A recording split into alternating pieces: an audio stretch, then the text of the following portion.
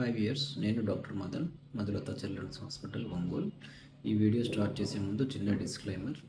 ఇది కేవలం మా హాస్పిటల్లో, అంటే మధులత చిల్డ్రన్స్ హాస్పిటల్లో కన్సల్టేషన్ తీసుకున్న వాళ్ళు మాత్రమే ఫాలో అవ్వాలి. ఎందుకంటే డిఫరెంట్ హాస్పిటల్స్లో డాక్టర్స్ వాళ్ళ ఎక్స్పీరియన్సెస్, వాళ్ళ డ్రగ్ ఎక్స్ప్లెనేషన్ డిఫరెంట్గా ఉంటుంది. సో ఇది కేవలం మా హాస్పిటల్లో కన్సల్టేషన్ తీసుకున్న వాళ్ళు మాత్రమే ఫాలో అవ్వాలి. ఫీవర్కి యూజువల్గా మేము 2 మెడిసిన్స్ ఇస్తాము. ఒకటి paracetamol 250 mg and mefenamic acid అంటే మెఫ్టాల్పీ 100 mg ఇస్తాము. పేరెంట్స్కి ఎక్కడ డౌట్ వస్తుందంటే ఏ సిరప్ ఎప్పుడు వాడాలి, ఎంత ఫ్రీక్వెంట్గా వాడుకోవచ్చు, రెండింటి మధ్య గ్యాప్ ఎంత ఉండాలి, అసలు గ్యాప్ ఉండాలా అవసరం లేదా, ఇలాంటి టాపిక్స్ అన్నీ బాగా కన్ఫ్యూజింగ్గా ఉంటాయి. మేము ఓపీ రూమ్లో చాలాసార్లు ఎక్స్ప్లెయిన్ చేస్తాము, బట్ వాళ్ళు ఆ బేబీని చూసుకునే కంగారులో కొంతమంది కన్ఫ్యూజ్ అవుతారు.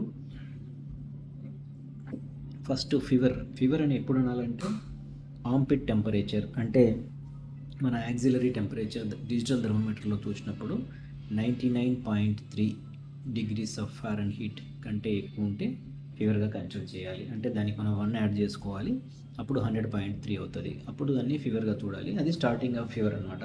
అప్పుడు మీరు ఏం చేయాలంటే, మేము కాల్పాల్ 250 సిరప్ పర్ సపోజ్ కాల్పాల్ 250 సిరప్, అంటే పారాసిటమాల్ డిఫరెంట్ బ్రాండ్స్ ఉంటాయి, కానీ కామన్గా కాల్పాల్ రాస్తుంటాము. సో పర్ సపోజ్ అది 3 ml అని ప్రిస్క్రైబ్ చేసి ఉంటామంటే ఆ 3 ml సిరప్ మీ బేబీకి వేయించాల్సి ఉంటుంది. ఆ సిరప్ వేసి ఒక 1.5 అవర్లో ఫీవర్ తగ్గిపోతుంది. ఒకవేళ తగ్గలేదు అన్న, లేక రివర్స్లో పెరుగుతుంది అంటే 100.3 ఉండేది 101.3, లేకపోతే 102 అవుతుంది అంటే వెంటనే మెఫ్టాల్ వాడుకోవచ్చు. ఇటుపక్క మీకు రైట్ సైడ్ మెఫ్టాల్పీ అనే సిరప్ ఉంది కదా, అది వాడచ్చు. అది ప్రిస్క్రైబ్డ్ డోసు వేయాల్సి ఉంటుంది. అది వేసిన తర్వాత యూజువల్గా ఫీవర్ తగ్గుతుంది. అట్లీస్ట్ 6 to 8 అవర్స్ గ్యాప్ వస్తుంది. మళ్ళీ ఫీవర్ వచ్చింది అంటే మీరు సేఫ్ మళ్ళీ కాల్పాల్ 250ని వేసుకోవాలి. ఎందుకంటే మెఫ్టాల్ రిపీటెడ్గా వేయడం అంత మంచిది కాదు, అది అంత సేఫ్ మెడిసిన్ కూడా కాదు. కాకపోతే పారాసెటమాల్తో అస్సలు తగ్గలేనప్పుడు మాత్రమే అది వాడమని రాస్తాము, ఎమర్జెన్సీ పర్పస్కి మాత్రమే. అండ్ పారాసెటమాల్తో తగ్గి ఇప్పుడు కాల్పాల్ 250 సిరప్ వేశారు, తగ్గిపోయి మళ్ళీ 2-3 అవర్స్కి టెంపరేచర్ స్టార్ట్ అయ్యి పెరుగుతుంది అంటే మెఫ్టాల్ మళ్ళీ వాడుకోవచ్చు. ఇది ఈ రెండిటికి, కాల్పాల్కి మెఫ్టాల్కి గ్యాప్ అవసరం లేదు. అంటే పర్ సపోజ్ మీరు కాల్పాల్ 1 o'clock వేసారు, 1 hour వెయిట్ చేశారు, 2 o'clock 2:30 అయింది, అయినా ఫీవర్ తగ్గలేదు, మెఫ్టాల్ వేస్తారు. ఒకవేళ కాల్పాల్ వేసిన వెంటనే ఫీవర్ తగ్గిపోయింది కానీ 3 అవర్స్కే ఫీవర్ వచ్చింది అంటే మళ్ళీ కాల్పాల్ డోస్కి 6 అవర్స్ గ్యాప్ ఉండాలి, కాబట్టి అప్పుడు కాల్పాల్ సిరప్ వేయలేము, అప్పుడు మెఫ్టాల్ వేసుకోవచ్చు. అట్లా ఆల్టర్నేట్గా వాడుకోవాల్సి ఉంటుంది. ఈ మెఫ్టాల్ సిరప్ మెఫెనమిక్ యాసిడ్ అనే మెడిసిన్ ఉంటుంది, అదంత సేఫ్ మెడిసిన్ కాదు, కాకపోతే ఫీవర్కి మాత్రం చాలా స్ట్రాంగ్గా పనిచేస్తుంది. ఈ కిడ్నీ ప్రాబ్లమ్స్ ఉన్నవాళ్ళు, ఈ ఫీవర్లో కొన్నిసార్లు ఫిట్స్ సమస్య ఉన్నవాళ్ళు, వీళ్ళకి మాత్రం మేము కొంచెం కాషన్ ఇస్తాము. చాలా వరకు 99.9% అది ప్రిస్క్రైబ్ చేయము. ఇంకా కొంతమంది డాక్టర్స్ మెఫెనమిక్ యాసిడ్ అస్సలు వాడకూడదు, అది దాంతో చాలా ప్రాబ్లమ్స్ వస్తాయి అని అస్సలు రాయరు. వాళ్ళు ఇంకొకటి ఐబుప్రూఫిన్ అనే మెడిసిన్ వాడతారు. ఈవెన్ అది కూడా ఈక్వల్లీ ప్రాబ్లమాటిక్. రెండు మెఫ్టాల్ ఎంత ప్రాబ్లమాటిక్, ఐబుప్రూఫిన్ కూడా సేమ్ అడ్వర్స్ రియాక్షన్ ప్రొఫైల్ ఉంటుంది. కొంచెం అటు ఇటుగా ఉంటుంది. కాకపోతే ఫీవర్ మేనేజ్మెంట్లో మెఫెనమిక్ యాసిడ్ బెటర్గా పనిచేస్తుంది కాబట్టి ఇది ఫస్ట్ 1 or 2 days ఇది ప్రిస్క్రైబ్ చేస్తాము. సో ఇది ఈ 2 మెడిసిన్ వాడినప్పుడు ఇందాక చెప్పినట్లు యూస్ చేయాల్సి ఉంటుంది. ఫస్ట్ కాల్పాల్ వేయాలి, ఒక 1.5 hour వెయిట్ చేయాలి, ఫీవర్ తగ్గకపోతే మెఫ్టాల్ వాడుకోవాలి. మెఫ్టాల్ వేసిన తర్వాత ఫీవర్ తగ్గుతుంది, మళ్ళీ 6 అవర్స్కి ఫీవర్ వస్తే మళ్ళీ కాల్పాల్ వేసుకోవాలి. తగ్గట్లేదు అనుకుంటే మళ్ళీ మెఫ్టాల్ వాడుకోవచ్చు.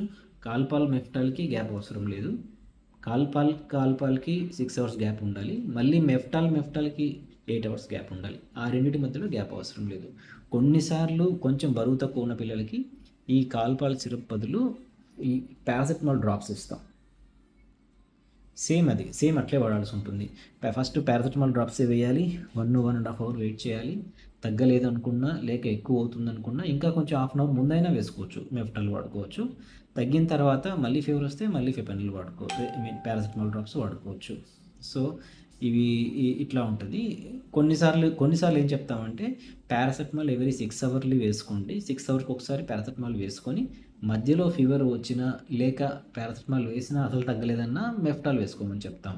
సో అలాంటప్పుడు కూడా రెండిటికి గ్యాప్ అవసరం లేదు. 1 అవర్ గ్యాప్ అయినా పర్లేదు, వెంటనైనా వేసుకోవచ్చు. హాఫ్ అన్ అవర్ గ్యాప్ ఉన్నా పర్లేదు, 3 అవర్స్ గ్యాప్ ఇచ్చి వేసినా ప్రాబ్లం లేదు. పారాసెటమాల్‌కి, మెఫ్టాల్‌కి గ్యాప్ అవసరం లేదు. పారాసెటమాల్‌కి 6 అవర్స్ గ్యాప్ ఉండాలి. మెఫ్టాల్‌కి 8 అవర్స్ గ్యాప్ ఉండాలి. ఇదొక్కటి మెయింటైన్ చేయాలి.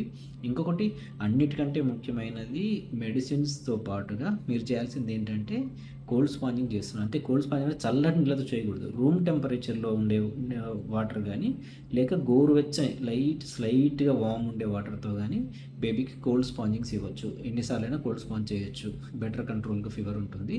అండ్ బాగా గుర్తుపెట్టుకొని ఎవ్రీ 2 అవర్స్‌కి, 1½ అవర్స్‌కి ఎంతో కొంత వాటర్ తాపిస్తూ ఉండాలి. వాటర్ కానీ, ఓఆర్ఎస్ కానీ, కోకోనట్ వాటర్ కానీ ఇవి తాపిస్తూ ఉండాలి. హైడ్రేషన్ బాగా మెయింటైన్ చేస్తేనే ఫీవర్ త్వరగా కంట్రోల్‌లో ఉంటుంది. Thank you.